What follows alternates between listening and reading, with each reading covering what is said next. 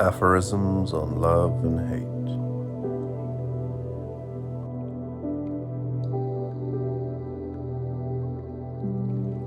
The advantages of psychological observation.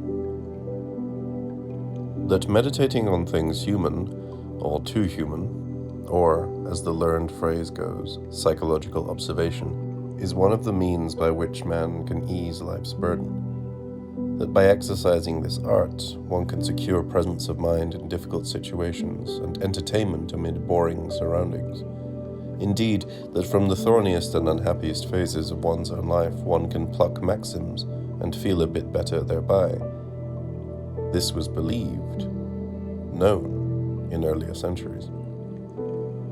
Why has it been forgotten in this century, where many signs point, in Germany at least, if not throughout Europe, to the dearth of psychological observation, not particularly in novels, short stories, and philosophical meditations, for these are the work of exceptional men, but more in the judging of public events and personalities.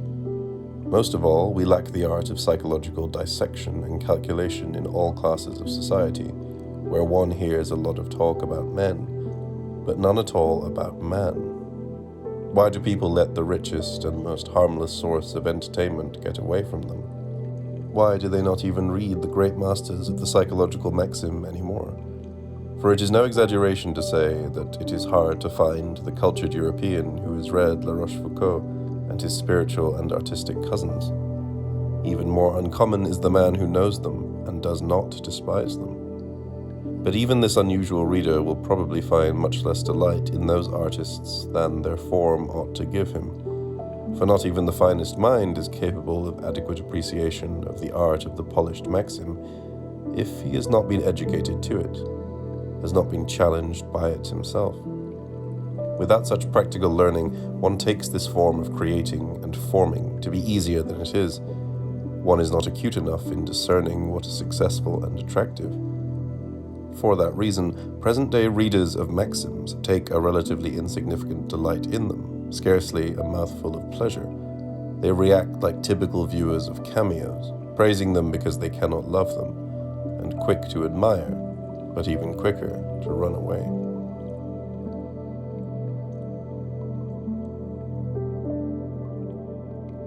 Objection. Or might there be a counter-argument to the thesis that psychological observation is one of life's best stimulants, remedies, and palliatives?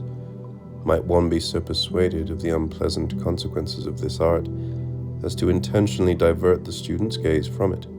Indeed, a certain blind faith in the goodness of human nature, an inculcated aversion to dissecting human behavior, a kind of shame with respect to the naked soul, may really be more desirable for a man's overall happiness than the trait of psychological sharp-sightedness, which is helpful in isolated instances.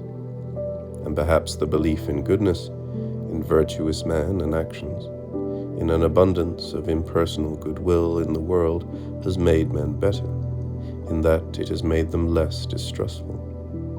If one imitates Plutarch's heroes with enthusiasm, and feels an aversion toward tracing skeptically the motives for their actions, then the welfare of human society has benefited, even if the truth of human society has not. Psychological error and dullness in this area generally help humanity forward. But knowledge of the truth may gain more from the stimulating power of an hypothesis, like the one La Rochefoucauld places at the beginning of the first edition of his Sont-on ces maximes morales. Ce que le monde nomme vertu n'est d'ordinaire qu'un fantôme formé par nos passions, à qui on donne un nom honnête pour faire impunément ce qu'on veut. La Rochefoucauld and those other French masters of soul-searching, whose company a German, the author of Psychological Observations, has recently joined, are like accurately aimed arrows, which hit the mark again and again, the black mark of man's nature. Their skill inspires amazement, but the spectator who is guided not by the scientific spirit, but by the humane spirit, will eventually curse an art which seems to implant in the souls of men a predilection for belittling and doubt. Nevertheless, however, the argument and counter-argument stand.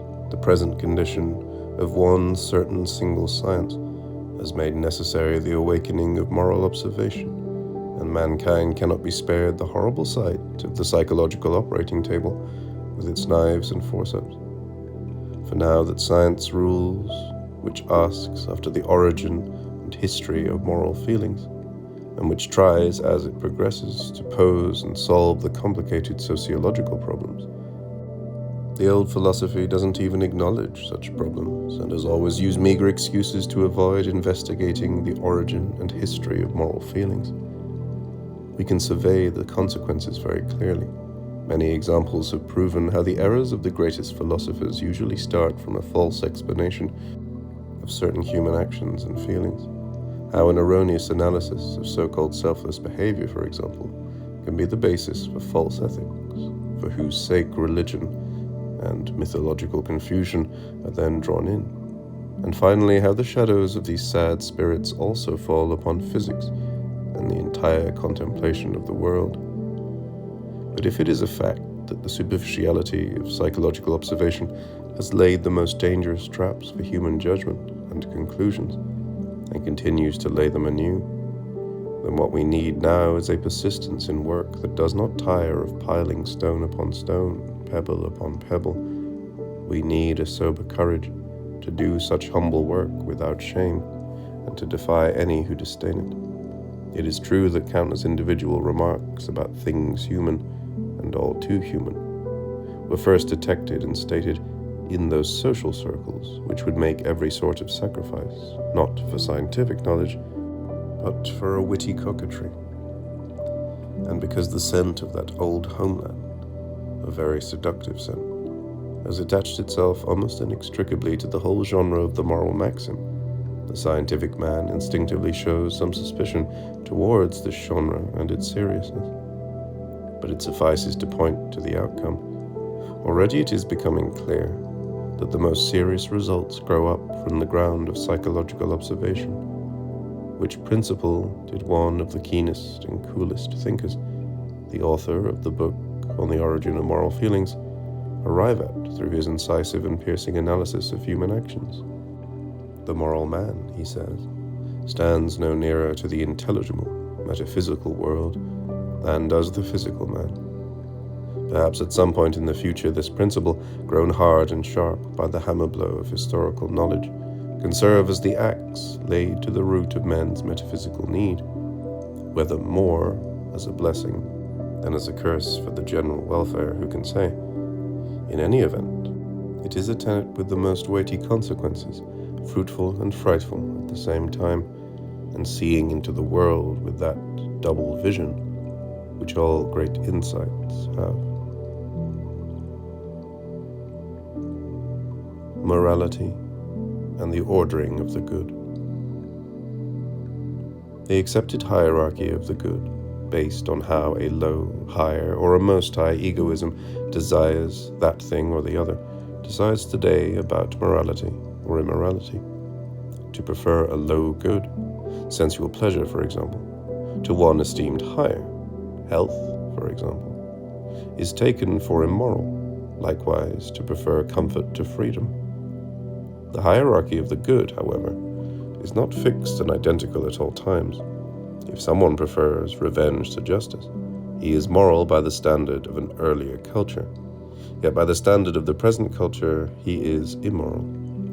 Immoral, then, indicates that someone has not felt, or not felt strongly enough, the higher, finer, more spiritual motives which the new culture of the time has brought with it.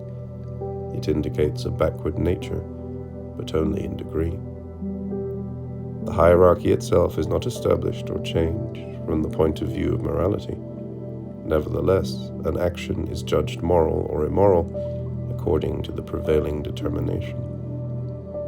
Cruel men as backward. We must think of men who are cruel today as stages of earlier cultures which have been left over. In In their case, the mountain range of humanity shows openly its deeper formations, which otherwise lie hidden. They are backward men whose brains, because of various possible accidents of heredity, have not yet developed much delicacy or versatility. They show us what we all were and frighten us, but they themselves are as little responsible as a piece of granite for being granite. In our brain, too, there must be grooves and bends which correspond to that state of mind, just as there are said to be reminders of the fish state in the form of certain human organs. But these grooves and bends are no longer the bed in which the river of our feeling courses. Gratitude and revenge. The powerful man feels gratitude for the following reason. Through his good deed, his benefactor has, as it were, violated the powerful man's sphere and penetrated it. Now, through his act of gratitude, the powerful man requites himself by violating the sphere of the benefactor. It is a milder form of revenge. Without the satisfaction of gratitude, the powerful man would have shown himself to be unpowerful, and henceforth would be considered such. For that reason, every society of good men, that is, originally of powerful men, places gratitude among its first duties. Swift remarks that men are grateful in the same proportion as they cherish revenge. Double prehistory of good and evil. The concept of good and evil has a double prehistory, namely, first of all, in the soul of the ruling clans and castes. The man who has the power to requite goodness with goodness, evil with evil, and really does practice requital by being grateful and vengeful, is called good. The man who is unpowerful and cannot requite is taken for bad. As a good man, one belongs to the good, a community that has a communal feeling, because all the individuals are entwined together by their feeling for requital. As a bad man, one belongs to the bad, to a mass of abject, powerless men who have no communal feeling. The good men are a caste, the bad men are a multitude, like particles of dust. Good and bad are, for a time, equivalent to noble and base, master and slave. Conversely, one does not regard the enemy as evil. He can requite. In Homer, both the Trojan and the Greek are good. Not the man who inflicts harm on us, but the man who is contemptible is bad. In the community of the good, goodness is hereditary. It is impossible for a man to grow out of such good soil. Should one of the good men nevertheless do something unworthy of good men, one resorts to excuses. One blames God, for example, saying that he struck the good man with blindness and madness. Then, in the souls of the oppressed, powerless men, every other man is taken for hostile, inconsiderate, exploitative, cruel, sly, whether he be noble or base. Evil is their epithet for man, indeed for every possible living being, even, for example, for a god. Human, divine, mean the same as devilish, evil. Signs of goodness, helpfulness, pity are taken anxiously for malice, the prelude to a terrible outcome, bewilderment and deception, in short, for refined evil. With such a state of mind in the individual, a community can scarcely come about at all, or at most in the crudest form, so that wherever this concept of good and evil predominates, the downfall of individuals, their clans and races, is near at hand. Our present morality has grown up on the ground of the ruling clans and castes. Pity more intense than suffering. There are cases where pity is more intense than actual suffering. When one of our friends is guilty of something ignominious, for example, we feel it more painfully than when we ourselves do it, for we believe in the purity of his character more than he does. Thus our love for him, probably because of this very belief, is more intense than his own love for himself, even if his egoism suffers more than our egoism, in that he has to feel the bad consequences of his fault more intensely, our selfishness. This word must never be taken literally, but only as a euphemism, is touched more intensely by his guilt than is his selfishness. Economy of kindness. Kindness and love, the most curative herbs and agents in human intercourse, are such precious finds that one would hope these balsam-like remedies will be used as economically as possible. But this is impossible. Only the boldest utopians would dream of the economy of kindness. Goodwill. Among the small but endlessly abundant and therefore very effective things that science ought to heed more than the great rare things is goodwill. I mean those expressions of a friendly disposition in interactions, that smile of the eye, those hand clasps, that ease which usually envelops nearly all human actions. Every teacher, every official brings this ingredient to what he considers his duty. It is the continual manifestation of our humanity, its rays of light, so to speak, in which everything grows, especially within the narrowest circle, in the family. Life sprouts and blossoms only by this goodwill. Good nature, friendliness, and courtesy of the heart are ever-flowing tributaries of the selfless drive, and have made much greater contributions to culture than those much more famous expressions of this drive called pity, charity, and self-sacrifice. But we tend to underestimate them, and in fact, there really is not much about them that is selfless. The sum of all these small doses is nevertheless mighty. Its cumulative force is among the strongest of forces. Similarly, there is much more happiness to be found in the world than dim eyes can see, if one calculates correctly and does not forget all those moments of ease which are so plentiful in every day of every human life, even the most oppressed. Desire to arouse pity. In the most noteworthy passage of his self-portrait, first published in 1658, La Rochefoucauld certainly hits the mark when he warns all reasonable men against pity, when he advises them to leave it to those common people who need passions because they are not directed by reason, to bring them to the point of helping the sufferer and intervening energetically in a misfortune. For pity, in his and Plato's judgment, weakens the soul. Of course, one ought to express pity, but one ought to guard against having it, for unfortunate people are so stupid that they count the expression of pity as the greatest good on earth. Perhaps one can warn even more strongly against having pity for the unfortunate if one does not think of their need for pity as stupidity and intellectual deficiency, a kind of mental disorder resulting from their misfortune. This is how La Rochefoucauld seems to regard it, but rather as something quite different and more dubious. Observe how children weep and cry so that they will be pitied, how they wait for the moment when their condition will be noticed, or live among the ill and depressed and question whether their eloquent laments and whimpering, the spectacle of their misfortune, is not basically aimed at hurting those present. The pity that the spectators then express consoles the weak and suffering, inasmuch as they see that, despite all their weakness, they still have at least one power, the power to hurt. When expressions of pity make the unfortunate man aware of this feeling of superiority, he gets a kind of pleasure from it. His self-image revives. He is still important enough to inflict pain on the world.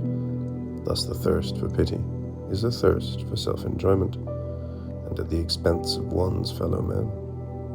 It reveals man in the complete inconsideration of his most intimate dear self, but not precisely in his stupidity, as La Rochefoucauld thinks.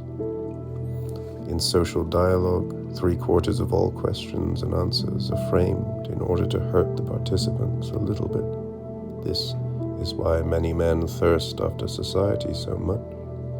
It gives them a feeling of their strength.